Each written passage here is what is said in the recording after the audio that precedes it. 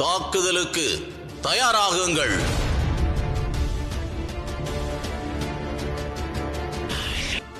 பல ஆண்டுகளுக்கு முன்பு நீ பாலகனாக இருக்கும் பொழுது உன்னை அழைத்த அதே குரல் மீண்டும் கர்ம பலன்களை அழிக்கப் போகிறான். அந்த நோக்கத்திற்காகவே தங்களை இங்கு அழைத்தேன்.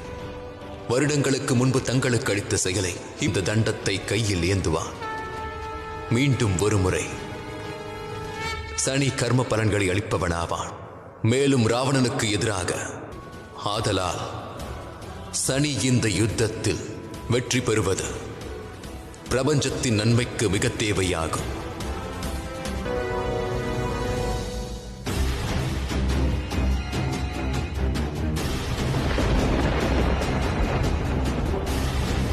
சரி, ஒன்றை மட்டும் எப்பொழுதும் நினைவில் கொள்ளுங்கள்.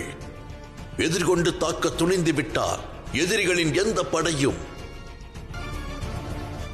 ஆதலால் இன்று அனைவருக்கும் முன்பாக நான் ஒரு வாக்கினை அளிக்கிறேன். இந்த யுத்தத்தில் சூழ்நிலையிலும் கர்ம பலனை அளிக்கும் பதவியை ஏற்றுக்கொள்ளவே மாட்டான். கர்ம பலனை அளிப்பது சனியினுடைய தேர்வு அல்ல, அது அவனுடைய விதி. அனைத்துமே மெல்ல மெல்ல நடக்கும்.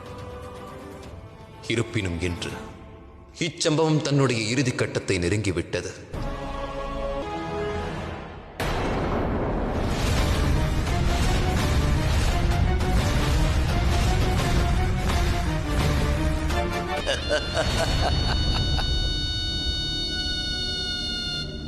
செல், இனி இந்த சூழ்ச்சியும் மாயையும் என்ன?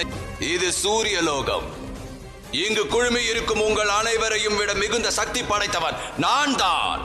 ராவணா, இன்று ஏனெனில் இன்று நீ ஒரு பத்தினியின் மானத்தோடு விளையாட பார்க்கிறாய்.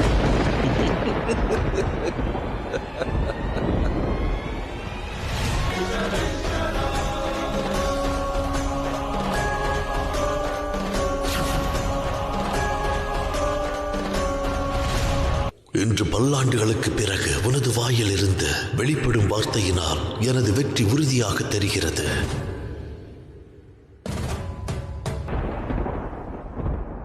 மகாதேவா, இந்த யுத்தத்தில் ராவணனின் வேகத்தை பார்த்தால் மிகவும் ஆனந்தமாக உள்ளது. இதற்கான ராவணன் தன்னுடைய பிராராப்தத்தை நோக்கிய பயணத்தை துவங்கிவிட்டான். ராவணன் என்னுடைய